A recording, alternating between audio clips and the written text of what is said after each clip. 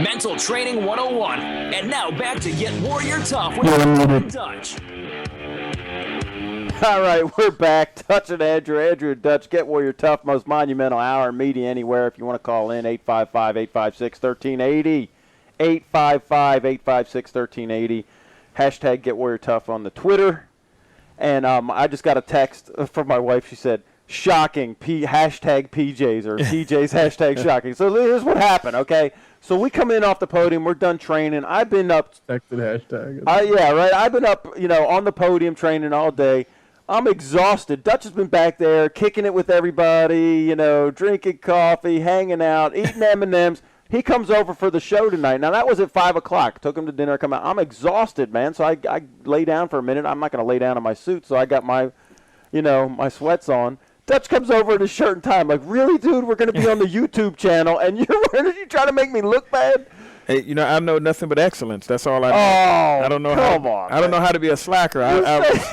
And then you said, I figured you'd take your pants off, but I figured you'd still wear the shirt and tie. Come on, man. Pause, man. Like they do an Anchorman, where I'm in my shorts and my sneakers, but I'm wearing a suit jacket. No, man, I'm in my PJs. I feel that slacking. I'm always at the top of my game. I don't have any excuse for still being in the shirt and tie.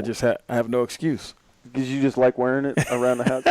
My dad, man, in the 50s, they would wear like the shirt and tie and the jacket around the house. They'd be like in a suit, and then they put a hat on when you went outside. Wow, that's you remember funny. that? You can't like that's that the black and white days. I don't remember. Yeah, that's 50s. how they're lounging, man.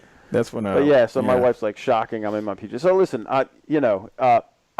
it sounded like a love fest with us and Travis, but I got to tell you, dude, and now he's not on the air.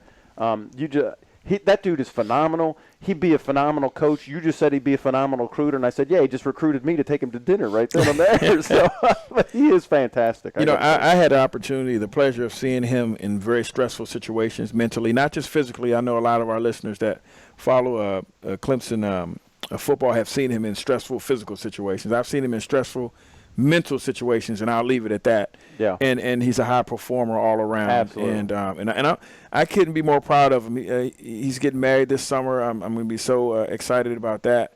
The guy is just the type of guy that you want to be around. Absolutely. And I'm happy that I'm around him. And I'm happy that he appreciates me being around him. We gravitated towards each other if he from did day have one flaw, that would be it.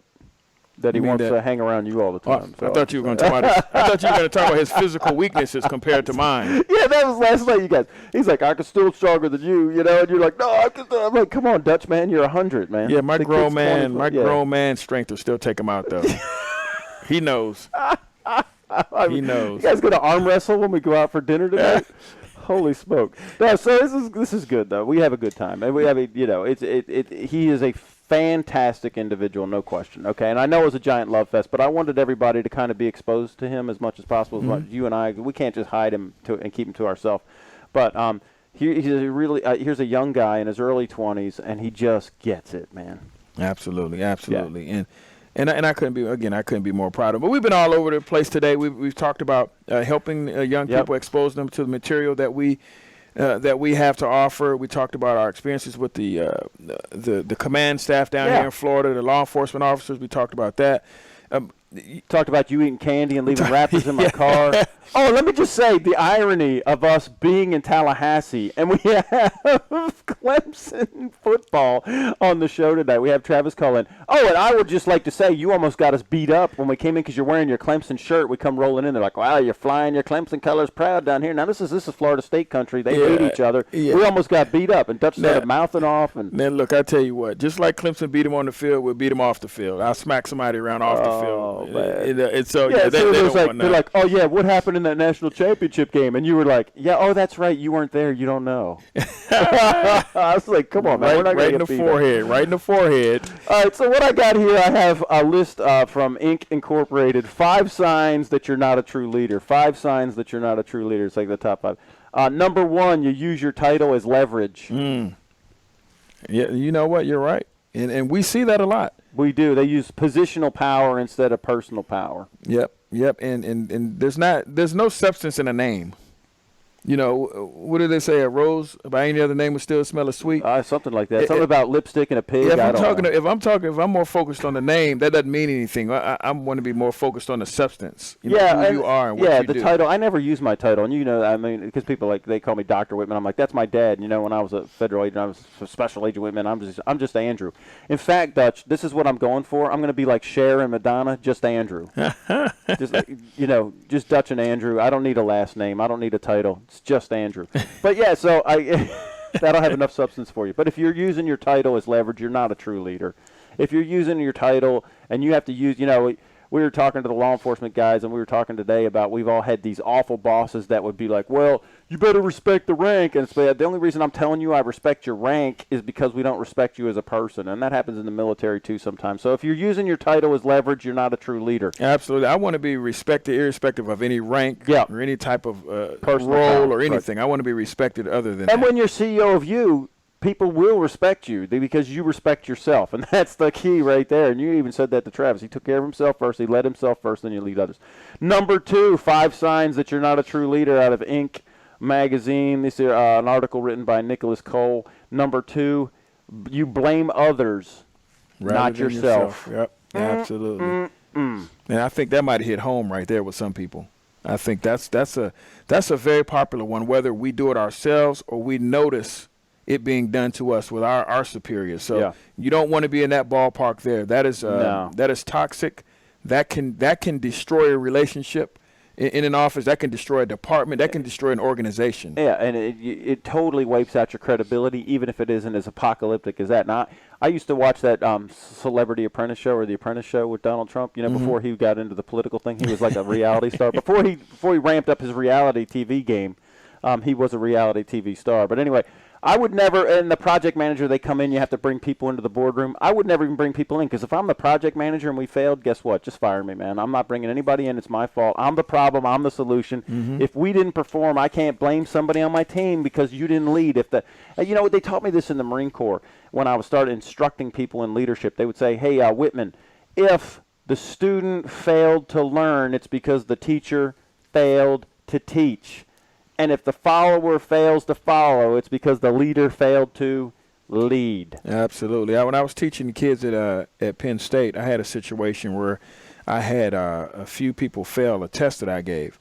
And if you don't know, teachers can tell when you have prepared. One way is your grade. Well, that's a good way. but I would always design a test so I can tell with certain questions. I can tell whether you read the material. So I'm setting you up. I'm letting you know. So I'm finding out if you were doing what I asked you to do. So I had a group of students who failed, and I expected better of them. So I called each of them in afterwards, and I basically was allowed to do this because I had established a previous relationship. When you let people under you know that you care, they'll allow you a certain amount of latitude, right? So in kind of sort of way, I kind of threatened them. Hey, look, I know you didn't prepare for my class. If you do that again, I'm going to knock you out. I know you're supposed to be getting an A in here. I know your potential. I know you, yada, yada, yada. Your disrespect. I feel disrespected when you don't prepare for my test. And so we went around this whole thing, and so we talked about my expectations, the way I saw their capabilities and all that stuff. Each and every one of them, I went through that. They apologized. It'll never happen again. Each one of them got A's in the course, not because I decided to give them A, because that's the way they performed. Because I felt like if you don't perform, then I'm not a very good teacher. I wasn't putting it on them. I'm saying, look, I feel disrespected. So you can't blame the students for not preparing if you didn't make it interesting enough, or you didn't hold their attention enough. If you didn't, you failed. Right now, I love that. And in order to not, because I'm going to look at myself, and when I looked at myself, I'm thinking, okay, I did everything I thought I did. So when as having a conversation with them or designing a test a certain way, I can tell, okay, you're not doing your part. I'm working my best for you.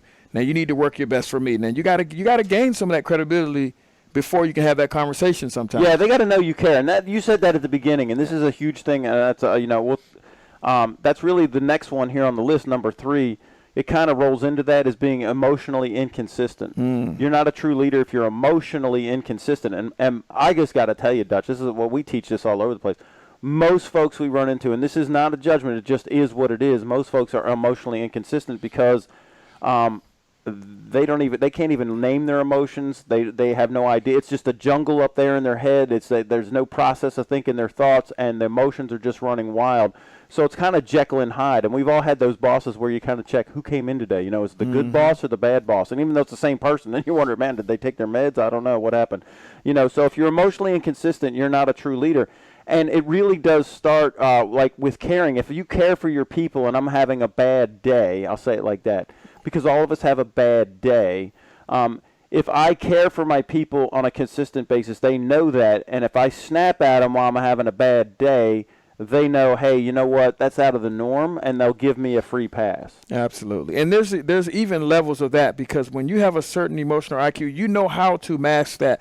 You know how to function. Yeah. Even within that realm, you know how to function. So it's not going to be as bad as a person who has no control over their emotions. Right, and I like that. And we just to take it back, I'm going to use sports as an example. When we see these guys that celebrate wildly when they win, or they throw their gear down, and when they lose and kick the ground or whatever. I see this in I see it in high school sports, I see it in college sports, I see it in professional sports.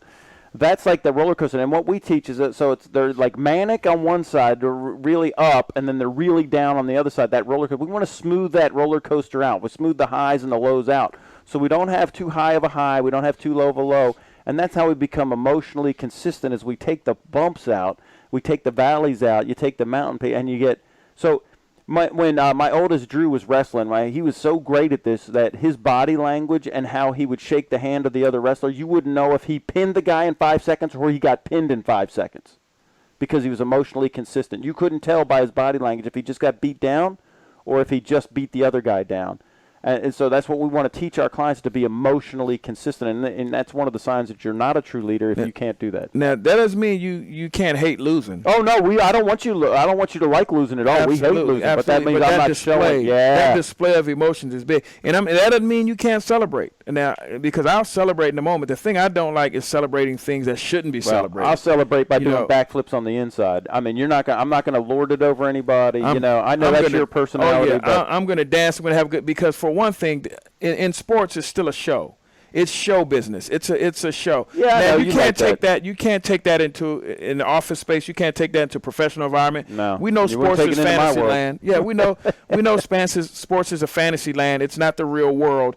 But even in that fantasy land, your peers are not going to respect you if on the other end you don't know how to handle the downside of it. So now they'll allow you to celebrate if you can handle the downside with the same professionalism. So that's why I say, hey, man, have a great time. Celebrate, because this is show business. If you can Those do people pay that money to see you shine, go for it. But the day's going to come, the day of reckoning's going to come.